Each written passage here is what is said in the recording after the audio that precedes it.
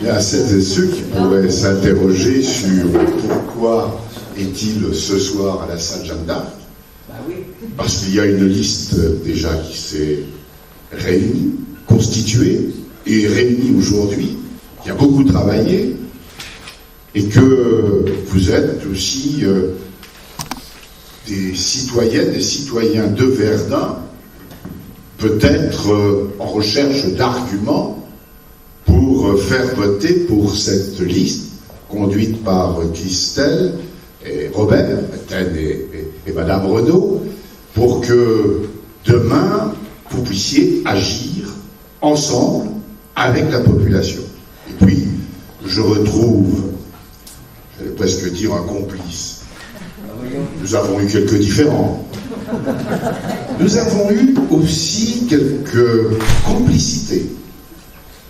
Et je pense qu'ensemble, puisque vous avez bien voulu, je ne sais pas si c'est un signal, mais donner la date de mon élection et la date de la fin de nos mandats respectifs, Arsène Lux, évidemment, à 3 mandats, je n'en ai qu'un, mais quand même un mandat, c'en est un, et c'est beaucoup de fierté, d'expérience et de partage avec son équipe, des fois des désaccords, mais aussi de partage avec la population.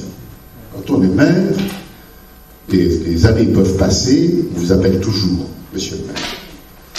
Alors des fois avec une belle chaleur, parfois avec un peu d'envie, mais toujours dans la qualité de la relation entre les citoyennes et citoyens et l'ensemble des élus.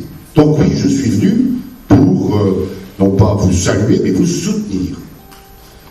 Alors, vous allez dire que j'ai un intérêt majeur, peut-être un conflit d'intérêts, puisque Marie-Jeanne n'est autre que mon épouse, et c'est elle qui a pris des initiatives au regard de l'expérience acquise dans un mandat municipal, et n'oublions pas non plus, au cœur du conseil départemental, elle a pu mesurer ce qu'était un engagement, ce qu'était la parole d'un élu, et manifestement, si elle a choisi de vous rejoindre, elle avait partagé, moi aussi il y a quelques années, avec Christelle Renaud, des questions.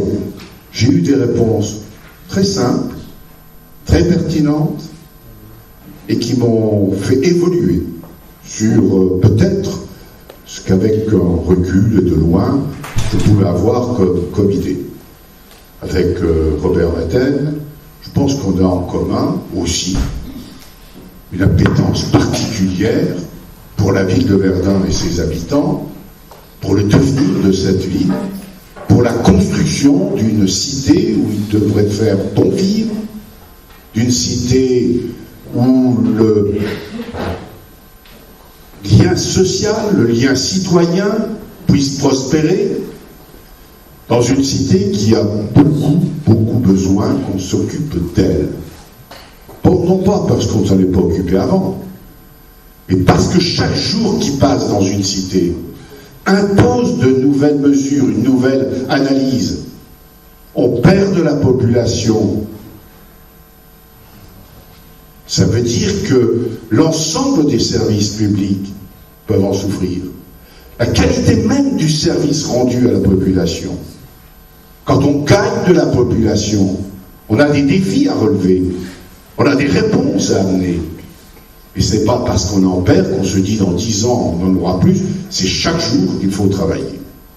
Donc j'ai une expérience, au nom de cette expérience, et au nom des rapports que l'on a pu avoir ici ou là, avec l'équipe actuelle, ce qui me permet aujourd'hui, très tranquillement, de dire que cette liste que vous représentez, qui était ouverte, alors non seulement dans une diversité de générations, ce qui en fait une vraie liste intergénérationnelle, mais aussi de personnes, mais aussi de culture.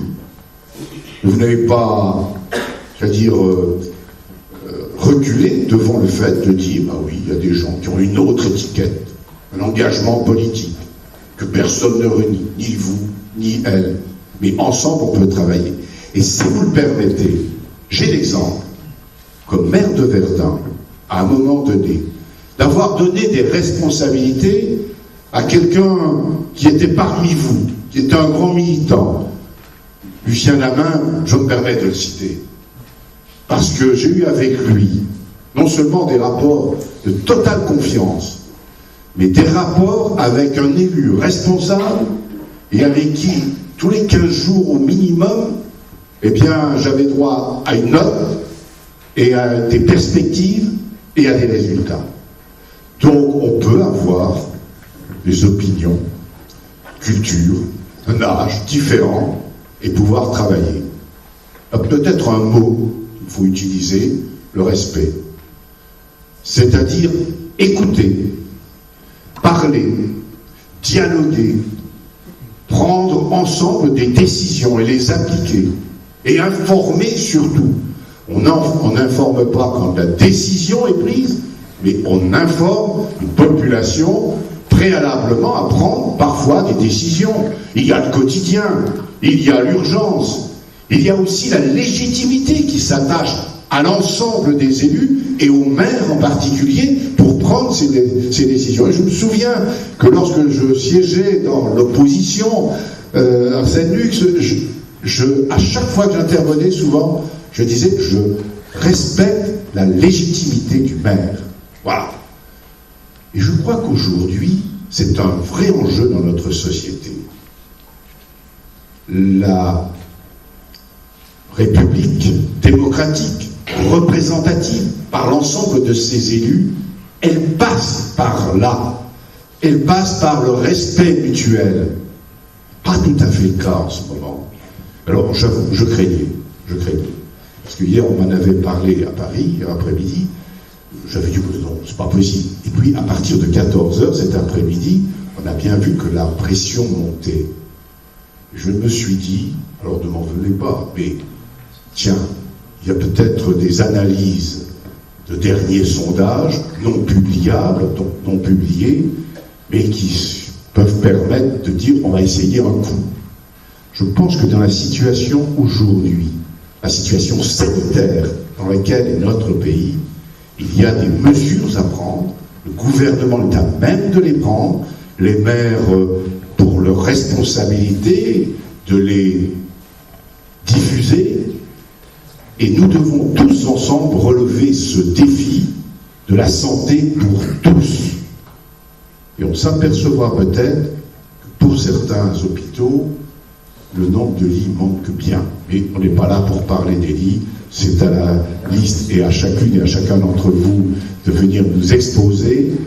Moi, je vous dis simplement, je vous soutiens. C'est un choix politique, c'est un choix de personne. Je vous souhaite tout simplement de réussir. La liste que je prendrai et que je mettrai dans l'urne dimanche, vous savez laquelle ce sera, et je vous souhaite pleine réussite.